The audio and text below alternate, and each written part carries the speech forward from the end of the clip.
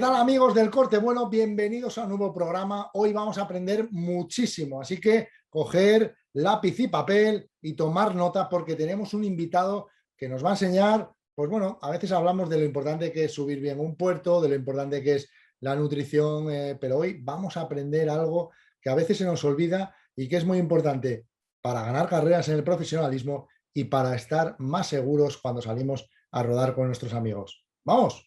Pues como os decía, hoy, amigos del Corte Bueno, amigos de Ciclismo a Fondo, vamos a aprender muchísimo. Vamos a aprender muchísimo y hablamos en muchas ocasiones de subidas, de nutrición, pero claro, en cualquier ruta, sea de cicloturismo, sea a nivel profesional, sea en competiciones amateur, nos vamos a encontrar los descensos. Los descensos que a veces cuando estamos subiendo un puerto decimos, por favor, que llegue ya la bajada, y ahí también es muy importante encontrarnos cómodos, ya no solo para correr más, sino también para ir más seguros y poder disfrutar de toda la ruta. Y para eso nos acompaña un artista, porque no tiene otro nombre, un artista que se llama Óscar Saiz. Muy buenas tardes, Óscar.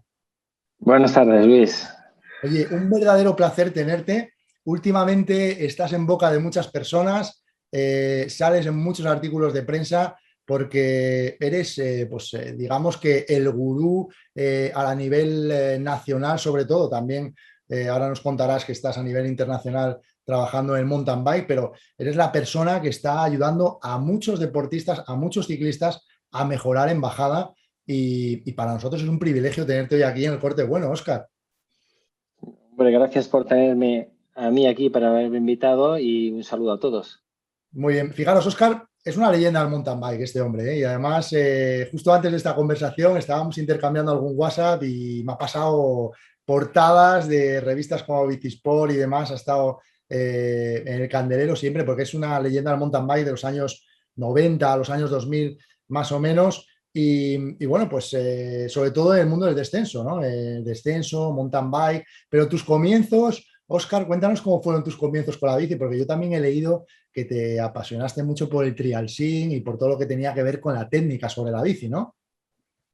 Sí, yo empecé haciendo el trial. Pues sabes que en Cataluña hay una cuna muy fuerte del trial, ¿no? Hay una escuela y una tradición. Uh -huh. Y entonces mi padre me introdujo. Primero fue en moto. Uh -huh. Tenía unos 5 o 6 años. Entonces me llevó porque él quería ver carreras de motos de trial. Y aquello enseguida pues me llamó muchísimo la atención. Como cualquier crío pequeño, pues practiqué el fútbol y el baloncesto y deportes más tradicionales, más tipo que vienen a través de la escuela muchas veces, pero enseguida cuando vi las motos aquello era un imán, me atrajo muchísimo. Entonces empecé con el trial en moto y casi que a la bici a la vez, porque el trial sim, que en aquel entonces son las primeras montesitas, Pedro Pi con su proyecto de las bicis desde la fábrica Montesa, casi que las dos cosas, crecí con las dos cosas a la vez. Enseguida continué con la bici y la moto quedó un poco más entre paréntesis, pero fue estar en la bici de trial y haciendo trial sim que luego llegó el BMX. Me pusieron el BMX también. Y estuve prácticamente desde los 5 o 6 años hasta los 16, 17, que fue la época justo antes de, pues, de acabar el bachillerato, entrar a la universidad, que estuve pues con las bicis de 20 pulgadas, las dos. BMX bastante menos que trial, pero trial lo continué hasta muy tarde. Y luego sí que fue ya un poco el mountain bike, que sabes tú, al final de los 80 había alguna cosa ahí en España, y fue mi padre que le compró una mountain bike a mi hermano para hacerme de mochilero en los trial. Y cuando mi hermano venía, entonces yo le robaba la bici pues para ir a hacer excursiones y sobre todo a hacer caballitos, que es lo que me encantaba hacer con la bici, con aquellas ruedas tan grandes, que era una bici pues tan estable, tan distinto a lo que tenía yo, y hacer las primeras excursiones de irme un poco lejos y no simplemente estar en una piedra toda la mañana. Y eso Bueno, fue un poco el proceso. tú ya llevabas lo de la técnica en la sangre, ¿eh? Pero además, fíjate lo que comentabas, ¿no? Haciendo trial sim en esa época tan joven, entre los 5 y los 18, o sea, donde más se aprende, ahí fue donde estuviste practicando esta disciplina que es alucinante y como dices, en Cataluña es una cuna de grandes campeones de estos deportes, tanto con la moto como con la bici. ¿Cuáles eran tus ídolos de aquella época? ¿Con qué deportistas empezaste a notar esa pasión por mantener equilibrio y hacer virguerías con la bici, Óscar? Hombre, en la moto los tradicionales, ¿no? Los clásicos ingleses, ¿no? Mick Andrews, estaba pues el padre de Dougie Lamping, ¿no? Martin Lamping, toda esta gente, toda esta generación de ingleses, pero aquí sin duda nacionales, pues había pues Gorgot, Andreu Cudina, Gabino Renales, luego vinieron Amos Bilbao, pero bueno, Tarrés, Bilbao son un poco mayores que yo, pero casi contemporáneos, ¿no? Los he visto un poco y cuando yo hacía trial y era de los pequeños, de los alevines, ellos ya eran junior, ¿no? O juvenil, entonces los he visto crecer, pero claro, en moto pues tuve muchísimos referentes. El trial para mí ha sido una gran cuna de talentos en Cataluña que no han parado de salir. Mucha gente siguió despuntando en el trial y triunfó en el trial, pero sin duda ha sido trampolín de lanzar otro tipo de talentos en otros sitios. Alex Cribillé estuvo en el trial, por ejemplo, y ha habido otros muchos referentes, ¿no? Que luego han sido crossistas o han sido enduristas de moto. El otro día, sin ir más lejos, estuve hablando con Oti, porque él va a ir al Hall of Fame de mountain bike en California dentro de poco, para explicar un poco qué es la importancia del trial como escuela. Yo me acuerdo cuando era muy pequeño, pues me acuerdo en una comida después de un trial de infantiles que estaba Carlos Mas, que como sabes tú hizo el Dakar, pero ha sido varias veces campeón de enduro de España, Narcís Casas, el mismo ejemplo, había un montón de motoristas y me acuerdo de Narcís Casas cogerme y decirme, tú niño, sigue haciendo trial, porque si sabes hacer trial, sabes hacerlo todo bien, no te preocupes. Y eso se me quedó, yo tenía pues 6 o 7 años, imagínate, era un crío, ¿no? Y entonces el trial para mí ha sido una escuela y sobre todo siendo una persona pues como yo que tiende a analizar o tiende quizá tiende a ser un poco perfeccionista. Y entonces perfeccionando mucho, analizando siempre, creo que me ha ayudado mucho a lo largo de los años a correr. En unas cosas me ha ayudado, en otras no tanto, pero sin duda ahora en la función de entrenar, de coach, como lo llaman los americanos, para mí es muy importante, porque desarrollas un ojo que luego poca gente te das cuenta que tiene.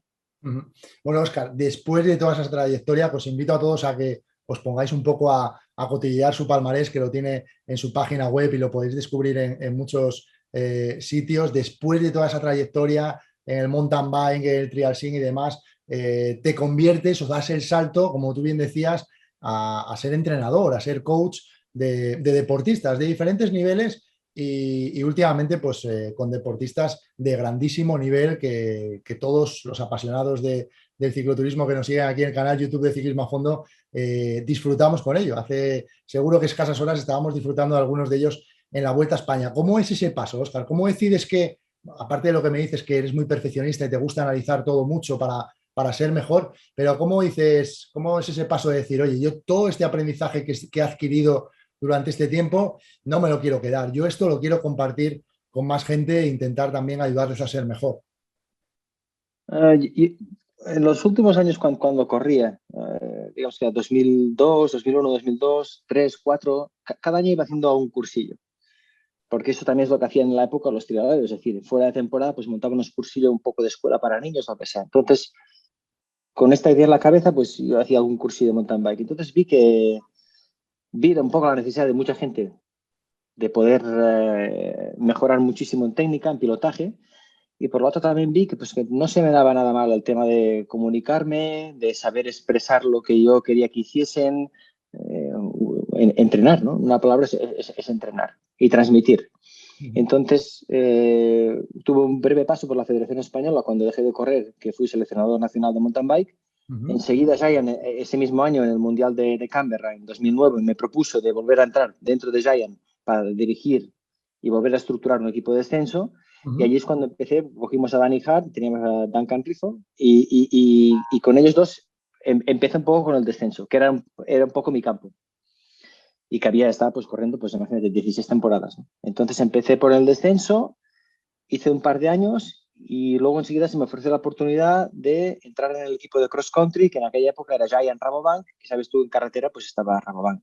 Y fue en 2012 que entré en Rabobank de mountain bike y al final de temporada el manager de Rabobank Mountain Bike le dijo al de carretera, oye, tienes un par o tres de corredores con ciertos problemas. Nada más ni nada menos que Bauke Mollema y Robert Hessing. Que casi gana la etapa, ¿eh? Exacto, casi una buena etapa hoy en la Vuelta. Entonces bueno, pues imagínate, o sea, empezar en el cross country, sí que es verdad que es un derivado un poco de mountain bike, es el primo hermano cross country del descenso, y se parecen en bastantes cosas, pero claro, cuando la carretera se me presenta esa oportunidad, digo, esto no lo tengo que dejar escapar. En la época de los 90 yo fui compañero a veces de entreno de aquí, de mi zona, de la grupeta, había un par de corredores, Salmerón y Jaime Hernández, que estaban en pelotón profesional, en el Festina y en el Saeco, y entonces conocía un poco. Y yo había salido con ellos en bici y pensaba, hostia, pues esta gente, pues caray, bajando, ¿no? Lo podrían hacer mucho mejor, podrían mejorar muchas cosas. Y parece que como bajando la carrera está como neutralizada. No se atacan, hay como un pacto de caballeros que todo el mundo está un poco en stand-by esperando que luego se atacan solamente subiendo o en el llano, o tienen un poco ya como un sistema de competir establecido. Entonces, claro, para mí el paso de la carretera fue pues tener a lo mejor 2 o 3 semanas de un brainstorming, ¿no? De estar pensando todo el día cómo lo iba a contar, porque yo sabía muy bien lo que quería contarles, pero cómo lo iba a contar. Y sobre todo en un equipo que, imagínate, pues Breukin como director deportivo y como él habían 3 o 4, o sea, gente muy tradicional de la escuela de la vieja guardia, y cómo iba a entrar yo, ¿no? Alguien muchísimo más joven que viene de las ruedas gordas y encima viene el descenso, que tienes una fama ya o sea, te etiquetas de loco zumbao, que te tiras para las bajadas a toda leche. Y entonces cada vez pensé, bueno, tengo que contarle estas cosas, pero contarle de una manera que lo entiendan y que los pueda traer un poco un poco y o sea, hice una presentación y claro, imagínate, el primer meeting, o sea, pues estaba todo el equipo. Y llamó tanto la atención que estaban preparadores, estaban mecánicos, había como 60 personas en la presentación.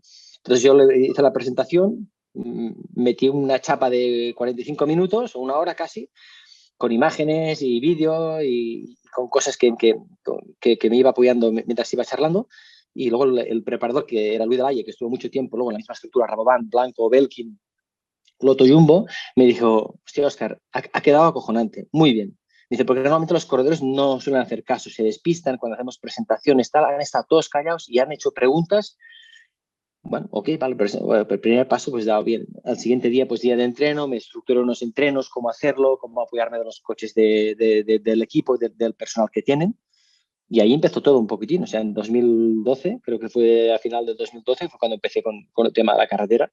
Y una cosa pues fue trayendo a la otra, es decir, primero estaba en una especie de pack que solamente hacía todo lo de Giant, hasta que Porque, llegó un momento que Oscar, Giant me... una pregunta. Imagino que, no sé si tenías exclusividad ahí, porque claro, oye, haz que mis corredores mejoren, pero claro, quiero que mejoren los míos. En ese momento no sé si tenías algún tipo de exclusividad que no podías enseñar o mejorar las bajadas de otros ciclistas de otros equipos. Esto ha cambiado, o sea, con los años ha cambiado. Es decir, con Giant he tenido siempre una relación con ellos en mountain bike. Evidentemente, estoy en Giant con los equipos profesionales de Copa del Mundo.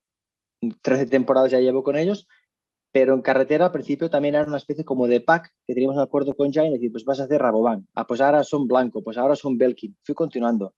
Hasta el momento Giant me dejó la libertad. Y cuando me dejó libertad, el primer proyecto que cogí, porque soy así, me atrajo el proyecto que era muy interesante, muy difícil también. Yo creí que era muy difícil de resolver, el de Thibaut Pinot, que tenía las dificultades en el Tour de Francia, abandonó a medio Tour, con una ansiedad y unos problemas, bueno, quería dejar la bici, no se veía en confianza y mucho miedo.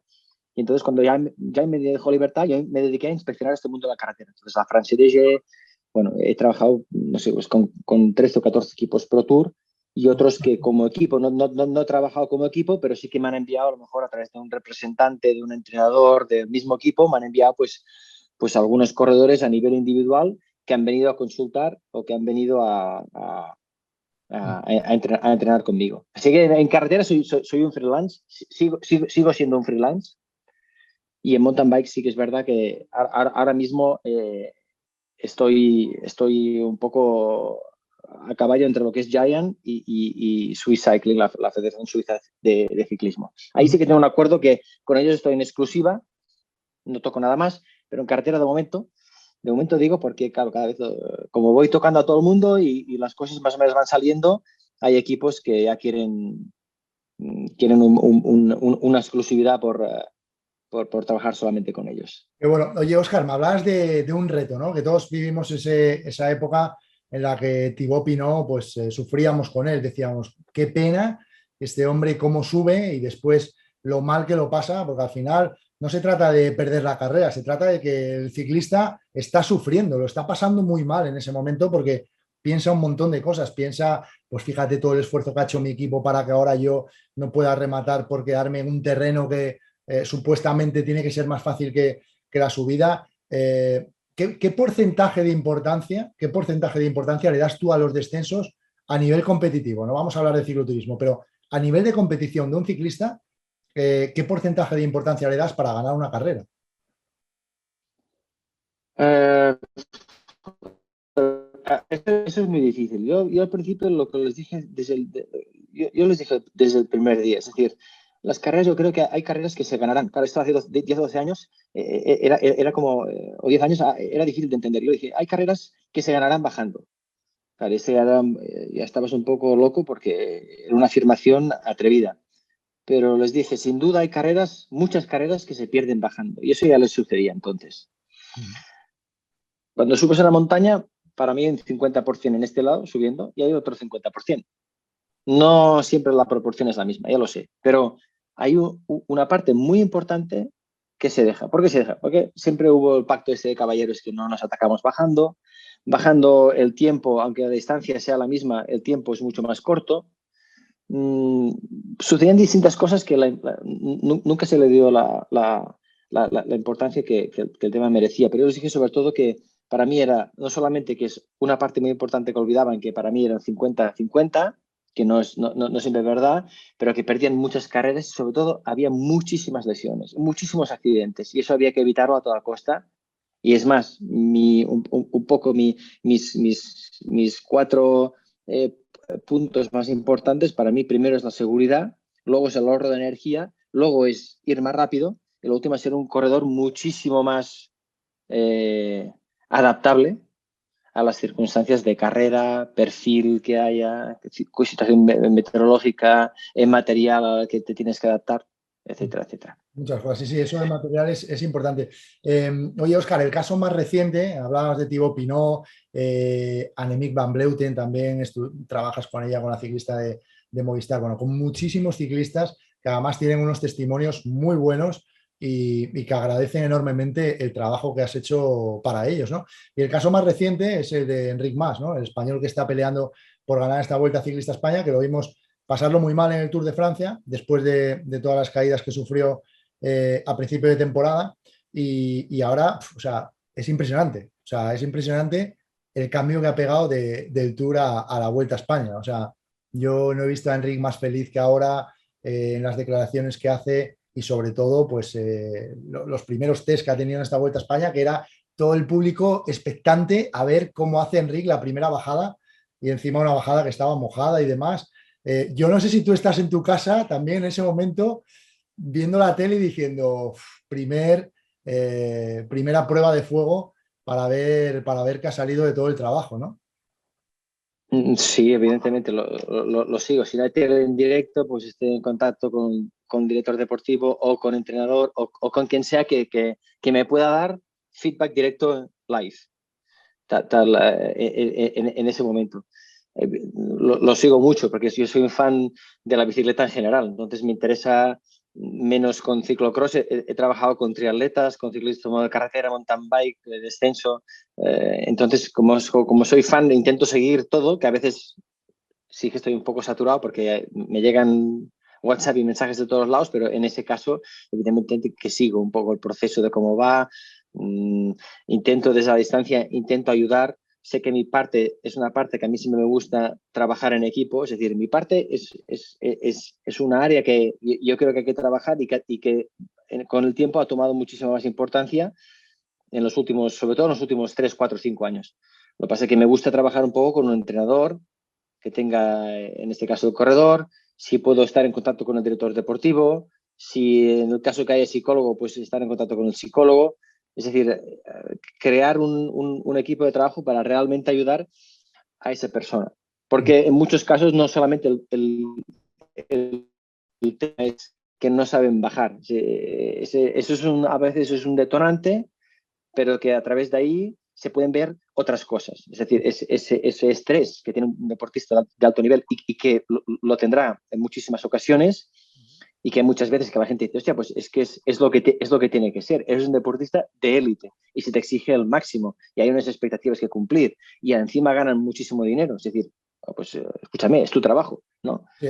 Oye, Lo que pasa Óscar, es que imagino... esto hay que saber conllevarlo muy bien, esto hay que saber un poco saber afrontarlo. No solamente es a base de talento y de vatios o de consumo máximo de oxígeno. Aquí detrás tiene que haber unos mecanismos que funcionen, que el corredor pueda hacer frente a situaciones de estas.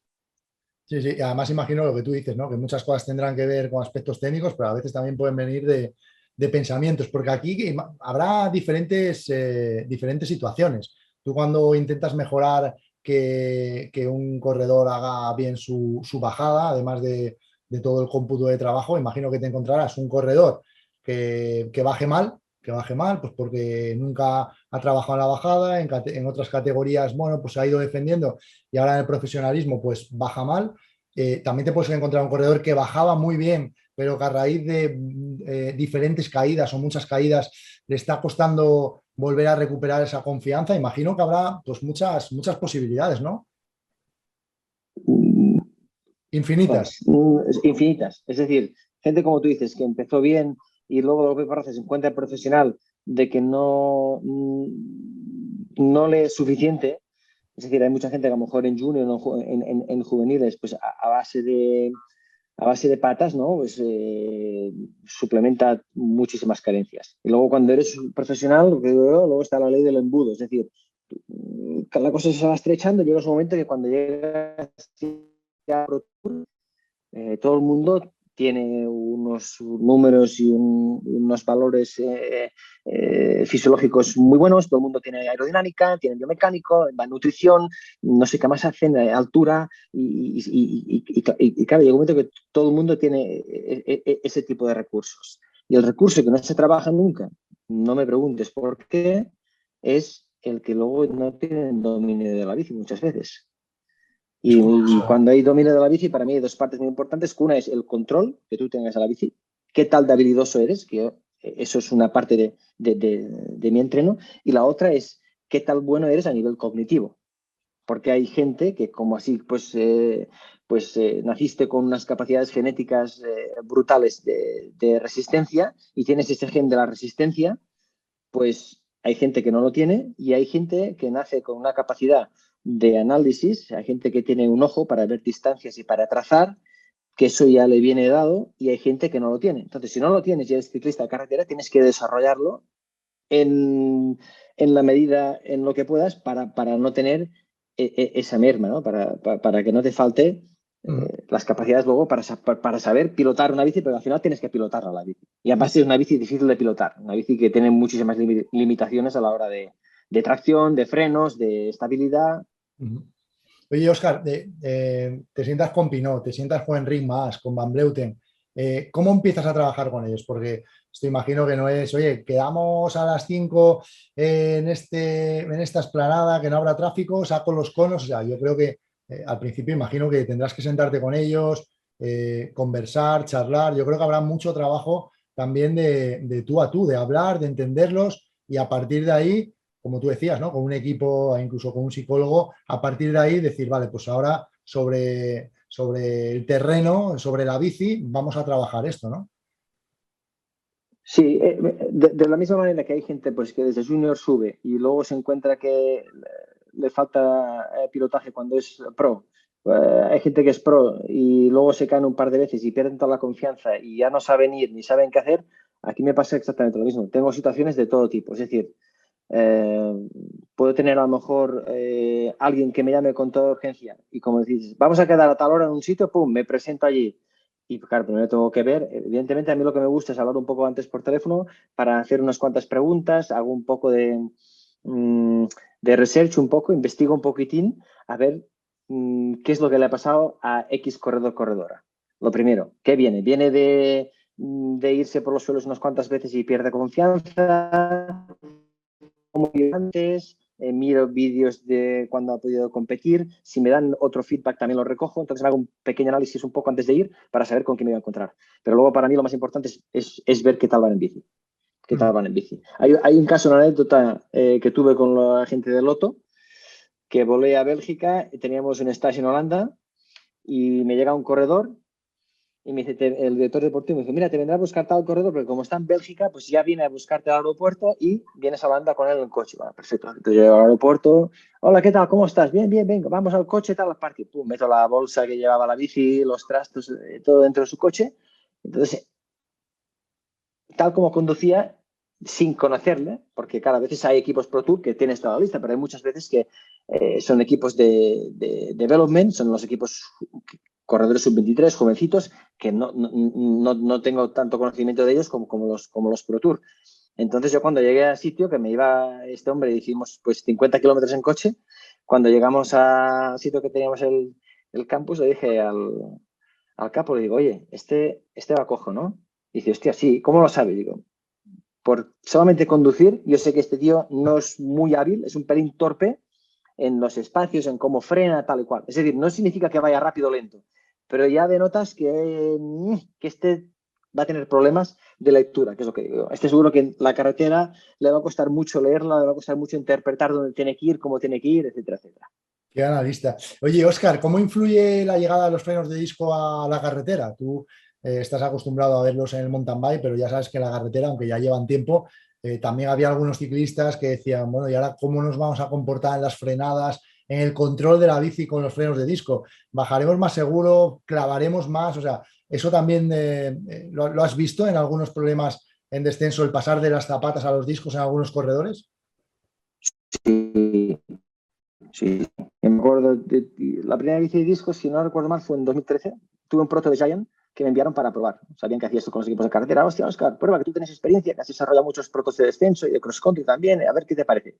A mí me pareció fantástico. Tenía las dos bicis, además comparaba una con la otra, porque hay mucha gente que se olvida de la zapata, va al disco y dice, bueno, no está mal, pero la zapata está bien. Después de 3 meses de ir con disco, vuelve a la zapata y luego me lo dices. Y verás que no hace nada la comparación. Entonces yo lo probé, pensé, bueno, esto es fantástico, ¿no? El disco que cuando llueve frena igual, si está mojado, imagínate, con una vuelta que da el disco, que son décimas, centésimas de segundo, está seco, tiene esa capacidad de ser siempre modulable, potente, siempre funciona igual, casi con cualquier temperatura, cualquier condición que haya.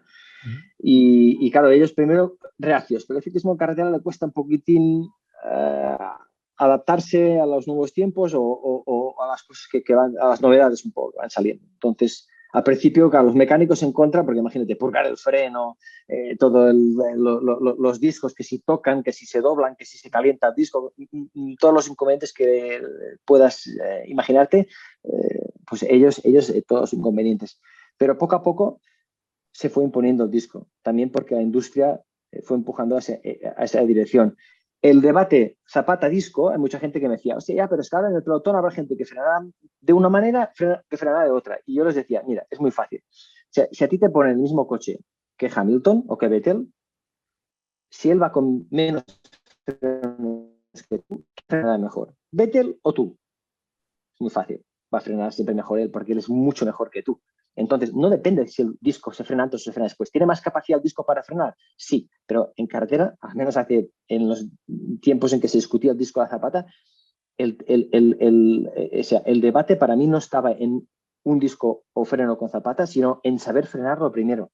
Y una vez sepas frenar, el disco te ayudará más y será más regular y es un pelín más potente y es más efectivo para mí y no tenía, nunca tuvo color ese debate para mí, pero les dije, primero vamos a dedicarnos a frenar bien y luego ya con el disco eso será la pera, va a ser mucho más fácil y te va a resultar, o sea, te va a facilitar la tarea muchísimo. Oye, imagino que también es muy importante trabajar cerca de los biomecánicos, ¿no? Porque puede haber corredores que estén bajando mal porque su posición en la bici sea nefasta, ¿no? Aunque sean profesionales, a lo mejor van cómodos en esa posición subiendo, pero después cuando afrontan un descenso, pues ahora está muy de moda, no sé si lo has visto, pues meter las manetas hacia adentro, manillares muy estrechos. Yo creo que todas estas cosas también influyen mucho a la hora de afrontar un descenso. Mucho. Lo que pasa es que son bicicletas, imagínate, yo siempre, o sea, por mi parte, siempre he sido lo menos invasivo posible. Es decir, ni... Es decir, yo a los corredores les digo, no te voy a sumar ni una hora más de entreno, ni te voy a hacer ni un kilómetro más de entreno en lo que te pida el entrenador. Con el entreno que haces, vamos a intentar integrar cositas para que esto poco a poco vaya resolviendo, tú vayas haciendo tus trabajos, de vez en cuando nos encontramos y vamos cada vez un poco mejor. En el tema de la cartera biomecánica es igual, es decir, que hay que llevar las manetas así porque cerradas porque es más aerodinámico, que el manillar tiene que ser más estrecho, que ahora ese corredor me han subido el asiento o me lo han bajado o me han puesto una potencia larga, que para mí todo esto es perjudicial para un poco para bajar.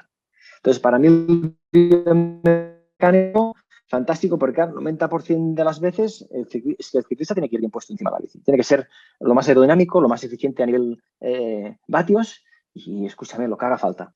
A partir de ahí intentamos acoplar lo que podamos en la parte bajada, pero es que para mí es tan difícil que ya empiezas una bici que está hecha para todo menos para bajar.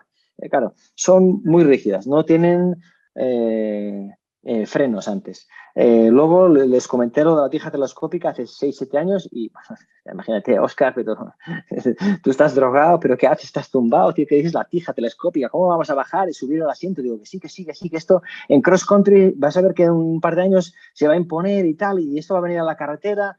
Imposible de hacerles entender. Y ahora muchas veces hablo de futuro y para mí tardará mucho, casi como 15-20 años, pero tiene que haber una bicicleta de carretera con doble suspensión, porque hay tecnología para hacerlo. Y la carretera no es perfecta. Es que yo creo que solamente hay dos cosas que no llevan suspensión, que son los karts y las bicis de carretera. Lo demás todo lleva suspensión, lo que rueda. Entonces, o sea, tiene que haberlo. Se necesita. Pasa que hay que crear la bicicleta, claro, que esté dentro del peso, lo que ellos quieran, la aerodinámica, todo, pero yo creo que va a venir por aquí. Entonces, el biomecánico, claro, te pone el corredor en una posición que digo, bueno, a ver cómo a este hombre lo hacemos. A ver cómo entro aquí, a ver cómo digo suavemente que hay que cambiar muchas cosas, ¿no?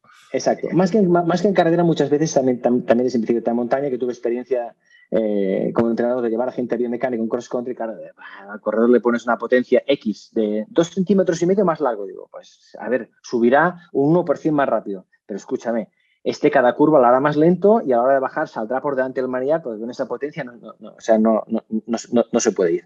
Entonces, sin ser invasivo, pero siempre intento que si pueden llevar una potencia lo más corta que puedan, si no tengo un equipo que haya implementado tijas telescópicas, pero para mí es un factor de seguridad increíble, aparte que te facilita el pilotaje muchísimo. Lo primero que ganarán es en seguridad, eso seguro, segurísimo. Se bajará más rápido también es verdad, se bajará más rápido, el centro de gravedad lo bajas, pero sobre todo para seguridad y para salvar que muchas caídas de hoy en día no se salvan porque, claro, llevas el asiento tan alto que es imposible. No te puedes mover en la bici, no puedes hacer muy pocas cosas, no te libras. Que le digan a Mohoric, ¿no? ¿Qué tal va la tija telescópica en la Sí, como te digo, como estoy bien conectado, el día que Mohoric ganó la Milán-San Remo me llegaron como unos 25 o 30 mensajes de entrenadores, directores deportivos, tal, hostia, Óscar, ves, fíjate lo que decías tú, tal, y mira que hace tiempo que no decías. Pues ahí está.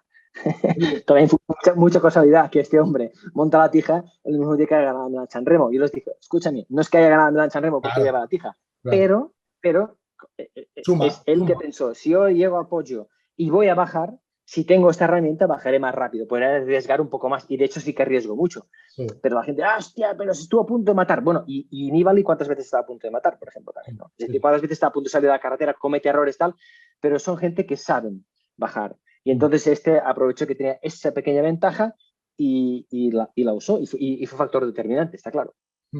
Totalmente. Oye, Óscar, hablamos también de otra bicicleta que es muy importante y que además los ciclistas, si ya trabaja un poco el descenso en los entrenamientos, es la bici de crono, que al final hay muchas vueltas de una semana, de 3 semanas, en la que la bici de crono, incluso cronos por equipos, que tienes que ir ahí rodeado de compañeros con los frenos lejos de las manos, y es una bicicleta que algunos corredores no tienen ni en casa. O sea, solamente se la encuentran cuando van a la carrera, abren el camión, ahí está mi cabra, bájamela. O sea, qué importante también tiene que ser trabajar la técnica sobre una bici de crono, ¿no? ¿Cuánto se puede ganar?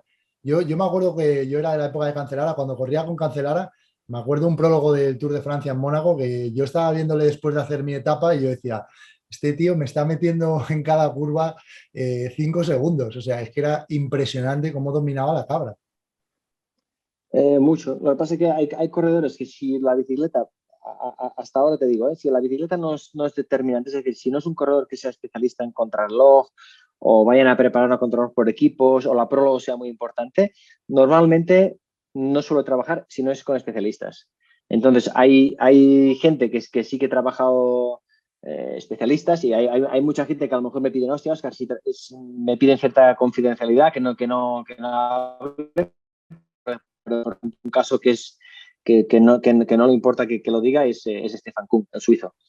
Entonces, Stefan, que está en Francesco Groupama ahora, antes estaba en BMC, él vino de romperse la cadera, si no recuerdo mal, de un par de caídas muy malas, era un talento suizo que había que estaba llamado a triunfar, ¿no? Y entonces Stefan me cayó el proyecto en las manos, que si no recuerdo mal, en 2017, en 2018. Y primero hicimos con la bici normal, pero poco a poco hicimos más entrenos con la bici de crono. Y claro, mejoró con la bici normal, pero sobre todo mejoró con la bici de crono, que es factor clave, como tú dices, el paso por curva que pueden tener con esas bicis, la capacidad de ir en la posición aerodinámica durante más tiempo. Esa bici al principio no tenía frenos de disco, pero como sabes, todas al final han llevado frenos de disco, con lo cual se suma una frenada ya potente, buena, fiable. Y claro, hemos hecho pruebas en circuitos, en bucles pequeños, pero ves la diferencia como cada vez a potencia dada, que es lo que digo yo. O sea, yo le puedo decir, Estefan, quiero que me des vueltas a esta potencia, el tiempo tic, tic, tic, tic, poco a poco lo vas bajando. ¿Cómo? Pues perfeccionando estas curvas. Fíjate, la entrada vamos a hacer así, ahora vamos a hacer así, prueba esto, prueba aquello, esto hay que hacerlo acoplado, no, aquí espérate más, aquí abre, coge manillar, esto prueba aquí, prueba allá. O sea, al final vas un poco a poco puliendo, pero sobre todo lo que ha ganado es mucho control con esa bicicleta, porque es un especialista y entrena a menudo con una bici de esas características, pero claro, se ha dado cuenta que es que le ha reportado unos beneficios que al principio él no lo pensaba, y sobre todo la bici de crono no lo pensaba. Me sorprende, ¿eh? Cada vez me cuentas más ciclistas de muchísimo nivel que, fíjate, nadie supondría que un especialista como Kuhn también necesita ayuda, y es para que también la gente se dé cuenta de que siempre se puede mejorar, aunque seas un gran contrarrelojista, aunque seas un ciclista muy completo, siempre puedes ser un poco mejor. Óscar, nos siguen muchos cicloturistas en el canal de Ciclismo a Fondo de muchos países, de Sudamérica, España, y me gustaría que estábamos hablando de competición, hablando de ciclistas que compiten con carretera cerrada, con tráfico cerrado, que tienen muchas más posibilidades, aunque van en pelotón, pero me gustaría que dieras, por supuesto, sin profundizar, que para eso están tus clinics y tus formaciones, pero que nos dieras 3, 4, 5 tips, no sé, los que nos podrías dar así rápido, para que un cicloturista vaya seguro. ¿Qué consejo le darías para afrontar una bajada con seguridad, en una marcha, en un entrenamiento, para que, bueno, bajara seguro? O sea, ¿qué 5 o 4 cosas nos dirías? Para mí una cosa importante, en el 90% de los casos con trabajo, o sea, con profesionales, y claro, me digo a los profesionales, no, porque hay mucha gente, hostia, Oscar, es que tú solamente tocas a él y tal, no sé qué, ¿no? No, una cosa ha llevado a la otra, y al final el tiempo que tengo es el tiempo que tengo, y tengo suficiente trabajo con los profesionales, con lo cual la gente amateur, poquísima, muy poca, a lo mejor un amigo de un amigo, oye, que este hace gran fondo, es que este tal, entonces sí que he hecho algún entreno con gente amateur. Cuando entreno con profesionales, como te decía, 90% de los casos la carretera está abierta. Y siempre os digo, para mí es sagrado estar en el lado derecho de la carretera. O sea que, por favor, cuando trabajo en eso soy muy estricto, porque como te he dicho, las condiciones de seguridad para mí son muy, muy, muy importantes. Y antes de ir rápido, para mí es ir seguro y tener conocimiento. Lo primero que les diría es que hagan dos cositas. Una, que tengan realmente capacidad de poder frenar la bici bien, que usen el freno delantero correctamente, que no tengan miedo a frenar con el delante, porque eso parará la bici en una distancia muchísimo más corta que de lo que normalmente se hace. O sea, que usen bien los frenos, la primera. Dos, que se dediquen sobre todo a leer la trazada, porque lo principal es saber dónde voy a ir a la carretera. Cuanto más conocimiento tengas de la carretera, si te la sabes de memoria, muchísimo mejor. Practica en ese tramo de carretera. Y cuando practica, lo mismo que les digo a los profesionales, es decir, no me vengáis del entreno y te tires por la última bajada llegando a casa de 3 kilómetros y estés mirando no sé qué, pensando en no sé cuántos. Ocasión desperdiciada para poder mejorar. Si son 3 kilómetros o 4, céntrate en un momentito, entonces intenta buscar siempre trazadas. Si te conoces la carretera muy bien, sabrás que a lo mejor, mira, ahí me va a arrimar un poco. Mira, voy a empezar la curva, voy a entrar un poco antes, voy a entrar un poco después. A ver qué tal salgo, a ver qué tal me sale esto. Y saber un poco cómo tú ubicas en la carretera. Y lo último sería, si tienes un poco más de manejo, si es más difícil, A ver, saber Óscar, un que poco se cortó un pelín la ahí, manera repítenos en que... lo Sí. último, me has dicho el último consejo que justo se cortó un poco. Luego es saber un poco el manejo encima de la bicicleta, que eso es más difícil de explicar, pero saber un poco sería cómo saber inclinar la bicicleta con seguridad, con una buena posición, que estemos seguros. Esto es un poco más difícil de explicar, pero a poco, no solamente, porque hay gente que dice, no, yo es que voy un poco, cada vez confío más, pero hay una cosa muy importante que les digo, la carretera, el asfalto, no nos da feedback. Yo no recibo información. Cuando voy con la bici de gravel, si tú quieres, o la bici de cross country, o vas a dar un paseo con carbici, o con la misma bici de carretera, te metes una pista, esas son un carril de gravilla, a la que empiezas a inclinar la bici, notas enseguida qué está pasando a los neumáticos si vas perdiendo adherencia. El asfalto no te da ninguna información. Te da la información cuando ¡pam! Y te has caído. Entonces, hay que saber intentar buscar en qué punto de inclinación tú dices, cuidado, a partir de aquí tengo un 5% más, pero estoy yendo un poco al límite. Ese punto nos cambiará si mejoramos un poco la distribución de pesos y la posición encima de la bici. Pero claro, te digo, cada uno es un mundo un poco. Y entonces, para mí, muchas veces es perfeccionando cada vez. Escúchame, ahora esta rodilla aquí, escúchame este pie tal, no sé qué, mira, fíjate el codo, hazme tal. Para intentar perfeccionar, porque, como les digo, el punto de umbral cada vez sea más cerca del límite.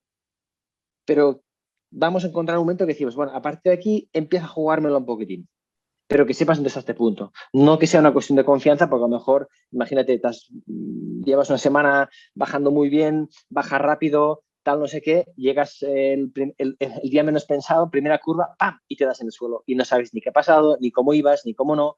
Hay que saber analizar un poco varios temas para luego empezar a ir rápido. No solamente seguro, sino empezar a ir rápido.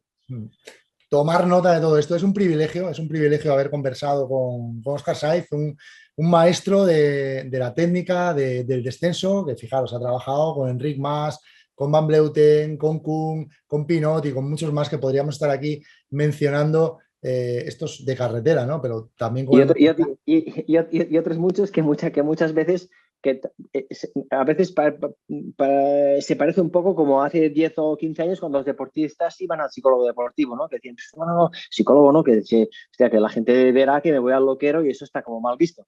Hay muchos ciclistas de carretera que vienen y dicen, Óscar, manténlo un poco tal, confidencial, que no digas nada, tal y cual.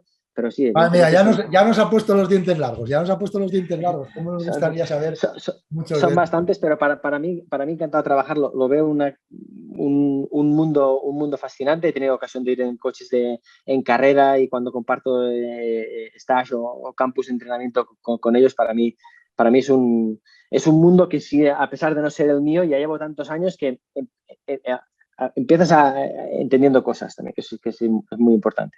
Buenísimo, pues lo dicho, un privilegio poder charlar un rato con él aquí en el Corte Bueno, meternos con él. Cuidado con este hombre en los descensos, meternos con él va a ser difícil, porque igual nos mete tiempo abajo, pero bueno, un privilegio anotar todos estos consejos que nos ha dado y sobre todo lo que os digo, que cicloturistas, bajar, lo que decía Óscar, lo más importante, seguros, siempre por la derecha, respetando normas y a veces es mejor, si vemos la cosa muy complicada, parar, tranquilizar todo un poco, que no estamos compitiendo y disfrutar de las salidas y llegar sanos y salvos a casa. Así que, Óscar, millones de gracias, tío. Te vamos a seguir muy de cerca y seguro que más adelante podemos volver a conversar porque estaríamos aquí horas y horas hablando contigo y aprendiendo. Gracias, Óscar. Muchísimas gracias a vosotros y ha sido un placer. Ya sabéis que cuando queráis. Muy bien, pues nada, a vosotros, amigos del Corte Bueno, nos vemos en la próxima. En esta ocasión hemos hablado de descensos, a lo mejor en la próxima hablamos de subidas, quién sabe. Oye, o de la jornada de descanso, que también es un buen tema. Hasta luego. Hasta luego. Adiós.